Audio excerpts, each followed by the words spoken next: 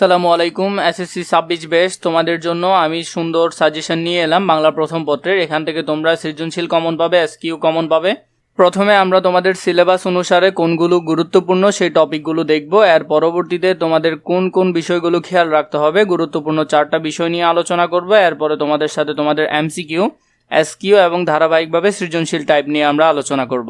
চলো প্রথম থেকে আমরা দেখা শুরু করি সাজেশনটি। সাজেশনের মধ্যে আমরা সবগুলোই ধারাবাহিকভাবে দেখব। চলো প্রথমের মধ্যে দেখি সিলেবাস অনুসারে তোমাদের 26 সালে যেসব বিষয়গুলো খুব বেশি গুরুত্ব সহকারে দেখবে তার মধ্যে প্রত্যুপকার ঈশ্বরচন্দ্র বিদ্যাসাগর, এটি খুবই গুরুত্বপূর্ণ, নতুন করে এসেছে এটি। সুবা দেখবে রবীন্দ্রনাথ ঠাকুরের, এটিও খুব বেশি গুরুত্বপূর্ণ, বই পড়া মোটামুটি করে দেখবে, আমাদের ভেবো মোটামুটি দেখবে। মোহাম্মদ সাল্লাল্লাহু আলাইহি সাল্লাম, এটিও একটু মোটামুটি করে দেখবে, নিম গাছ মোটামুটি দেখলে হবে। শিক্ষা মনুষ্যত্বকে আমরা মোটামুটি গুরুত্ব দিয়েছে, এটা থেকে প্রশ্ন বা সৃজনশীল আসার সম্ভাবনা অনেক বেশি। প্রবাস বন্ধু তোমরা মোটামুটি করে দেখবে এবং 21-এর গল্প খুবই বেশি গুরুত্বপূর্ণ, জহির রায়হানের লেখা, এটাও দেখবে। এখানে এসকিউ যে সাজেশনটি এটি শুধু আসবে তোমাদের সহপাঠ থেকে। তোমাদের সহপাঠের মধ্যে যেটি অ্যাড হয়েছে, যেমন কি 1971 সালের উপন্যাস যেটি আছে, এটি থেকেই শুধু এসকিউ আসবে, মানে ক অংশ এবং খ অংশ আসবে এটা থেকে। তো আশা করছি তোমরা প্রশ্ন প্যাটার্ন জানো, তোমাদের আর বলার প্রয়োজন নেই।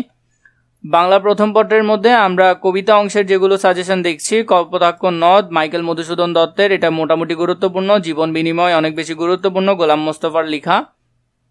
ওমর ফারুক, কাজী নজরুল ইসলামের লেখা, খুব বেশি গুরুত্বপূর্ণ, এইটা ভালো করে দেখবে।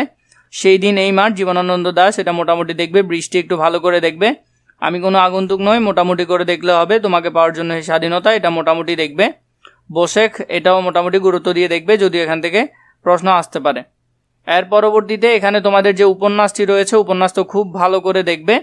তোমাদেরকে ধারাবাহিকভাবে সৃজনশীল টাইপ দেওয়া হবে, এরপরে গুরুত্বপূর্ণ এমসিকিউ নিয়ে আলোচনা করা হবে, এরপর তোমাদের সহপাঠের যে ক অংশ খ অংশ সেগুলো নিয়ে ধারাবাহিকভাবে আলোচনা করা হবে। তোমাদের যাদের দাগানো বই প্রয়োজন, এখান থেকে শতভাগ তোমাদের এমসিকিউ কমন আসবে, শতভাগ তোমাদের লিখিতও কমন আসবে। তোমরা যদি বইটি নিতে চাও এই নাম্বারে অথবা নিচে থাকা ডিসক্রিপশন বক্সে আমাদের ফেসবুক পেজে মেসেজ দিলে হবে। খুবই অল্প দামে আমি তোমাদেরকে বইগুলো দিচ্ছি, তোমরা চাইলে এগুলো নিতে পারো। এরপরে আমরা এমসিকিউ নিয়ে আলোচনা করব। এখান থেকে কোন কোন এমসিকিউগুলো আসবে আমরা কিছু এমসিকিউ আপাতত দেখে নিই। প্রত্যুপকার রচনাটি কোন গ্রন্থ থেকে সংকলিত হয়েছে? আমরা জানি আখ্যান মঞ্জরি থেকে সংকলিত হয়েছে, খুব বেশি গুরুত্বপূর্ণ প্রশ্ন, এটা ভালো করে দেখবে। তোমাদের যদি সাজেশন প্রয়োজন হয় আমাকে জানাবে, তোমাদের জন্য সাজেশন রেডি করা হচ্ছে। তোমরা চাইলে খুবই অল্প দামে সাজেশন এবং দাগানো বই দুটোই নিতে পারো। এখান থেকে তোমাদের শতভাগ কমন আসবে। তোমরা যদি চাও তাহলে এই নাম্বার অথবা নিচে থাকা ডিসক্রিপশন বক্সে আমাদের ফেসবুক পেজে মেসেজ দিলে হবে, সেখান থেকে তোমরা চাইলে এগুলো কালেক্ট করে নিতে পারো।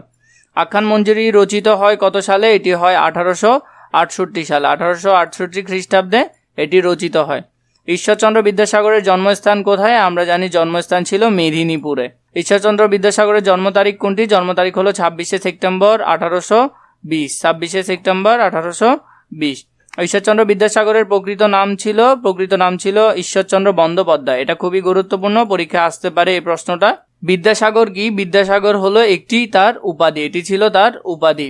ঈশ্বরচন্দ্র বিদ্যাসাগর কোন কলেজে পড়াশোনা করতেন? তিনি সংস্কৃত কলেজে পড়াশোনা করতেন। এর পরবর্তীতে তোমাদের যদি বাকি অংশগুলো প্রয়োজন হয় তোমাদেরকে ইনশাল্লাহ দিব, তোমরা কমেন্ট করে জানাবে যে তোমাদের বাকি অংশটা প্রয়োজন আছে কিনা। আপাতত আমি তোমাদের সাথে এতটুকুই আলোচনা করছি, পরবর্তীতে তোমাদের কমেন্টের উপর ভিত্তি করে বাকি অংশ নিয়ে ইনশাল্লাহ আলোচনা করা হবে। এখান থেকে দাগানো বই থেকে হুবহু, এই না যে শুধু বাংলা প্রথম বই আছে, সবগুলো বই আমাদের কাছে দাগানো আকারে আছে। তোমরা যদি নিতে চাও এই নাম্বারে অথবা নিচে ডিসক্রিপশন বক্সে আমাদের ফেসবুক পেজে মেসেজ দিলে হবে।